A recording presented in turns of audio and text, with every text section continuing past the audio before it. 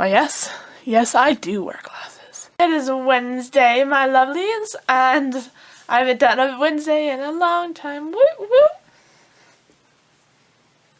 Okay, Jen, you're embarrassing yourself. It's book review day, and I haven't done one of those in a while, mostly because college.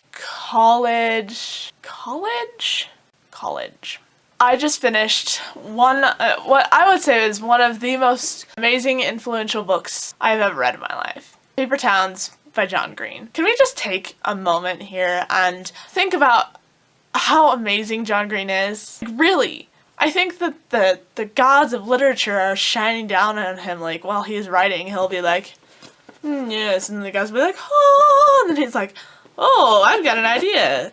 Maybe too far? John Green is an amazing author. I have to admit something that I thought I would never say. I like Paper Towns better than Fault in Our Stars. I said it. I like Paper Towns better than Fault in Our Stars. And I know a lot of people are going to be like, oh, what? Jen? You like a different book than the most amazing book of all time? Because I know a lot of people have huge praise for Fault in Our Stars. And I do too. It's still one of my favorite books. And Paper Towns didn't make me cry, but it was just more thought-provoking, I guess. And in my stage in my life, it was needed, I guess. It was a book that I needed at that moment when I read it, if that makes any sense. Or am I just crazy? I'm probably just crazy. All this rambling is probably just very fluid. Very, very fluid. It goes through, and it grabs you kind of like that. Like, the book grabs you. And it's not like a battle scene or anything, but it grabs you in. How can we not talk about Paper Towns and not talk about Margot? Margot is amazing. She is dynamic and she has a lot of character flaws, which I love character flaws, okay? Like, most people out there don't be like, oh, well, I don't like her because she did this, or I don't like her because she did this, but that makes her her. That makes her a human, like, even though she's fake, it makes her very human. Like, she's a very human character, and nobody's perfect, especially when you're, at the end of your high school career. You're definitely not perfect.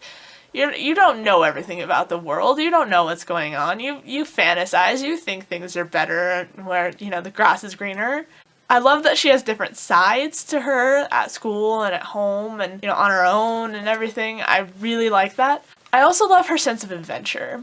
There's not very many characters that would break into SeaWorld. That she's herself and that she doesn't care. She's like, screw you all.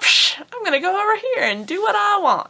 Q is cute. He's very dynamic too, and his character development through the book, very, very well done. He develops so much and he becomes this more mature, more comfortable with himself person than at the beginning of the book, and he's more aware of the world and, more willing to do things than he was before, and I find that very, very well done. I love character development in books. I can't stand when they don't develop at all. Q has the hero's journey in this book. He really does. The typical story of a hero's journey, he goes out, he has to find himself, blah, blah, blah. Defeat monsters or whatever just to find himself. And that's what this book was about. This book wasn't about Margot.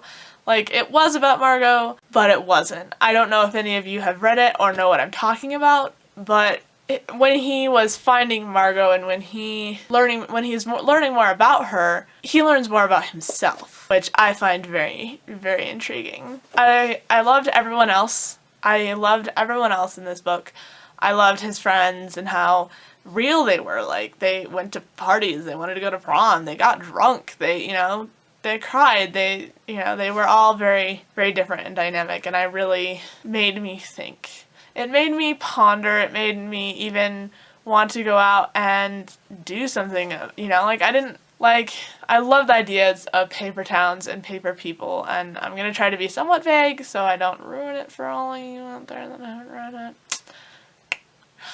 Very thought-provoking, and it definitely makes you think about life and about your place in it and what you're doing with your life. and, well, who am I? What's my place in the world? Blah, blah, blah. I don't know how I should rate books. I really should start rating books. I give this book 4 out of 5 encouragements, a 1, a 2, a 3, a 4. I hope you guys enjoyed my crazy book review.